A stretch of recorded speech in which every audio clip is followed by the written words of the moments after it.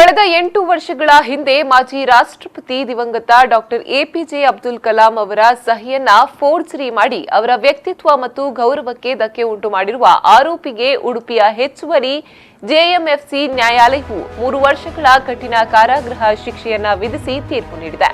ಶಿಕ್ಷೆಗೆ ಗುರಿಯಾದ ಆರೋಪಿ ಕೊಡವೂರು ಗ್ರಾಮದ ಮೂಡಬೆಟ್ಟು ನಿವಾಸಿ ನಿರಂಜನ್ ಚಿದಾನಂದ ಭಟ್ 2010ರಲ್ಲಿ ಈತ ತಾನೇ ಭಾರತ ದೇಶದ ರಾಷ್ಟ್ರಪತಿ ಡಾಕ್ಟರ್ ಎಪಿಜೆ ಅಬ್ದುಲ್ ಕಲಾಂ ಎಂದು ವ್ಯವಹರಿಸಿ ರಾಷ್ಟ್ರಪತಿಯ ವ್ಯಕ್ತಿತ್ವ ಮತ್ತು ಗೌರವಕ್ಕೆ ಧಕ್ಕೆ ಉಂಟು ಮಾಡಿದ್ದ.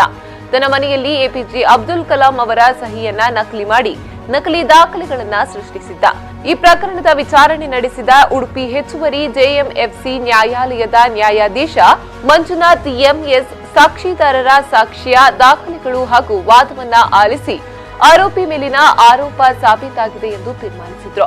ಅದರಂತೆ ನ್ಯಾಯಾಧೀಶರು ಆರೋಪಿ ನಿರಂಜನ್ ಚಿದಾನಂದ್ ಭಟ್ಗೆ ಭಾರತೀಯ ದಂಡ ಸಂಹಿತೆ ಕಾಲಂ 419, 465, 468, 469, 471 ಅಡಿ 3 ವರ್ಷದ ಕಠಿಣ ಶಿಕ್ಷೆ ಮತ್ತು 7,000 ರೂಪಾಯಿ ದಂಡವನ್ನ ವಿಧಿಸಿ ತೀರ್ಪನ್ನ ನೀಡಿದ್ದಾರೆ.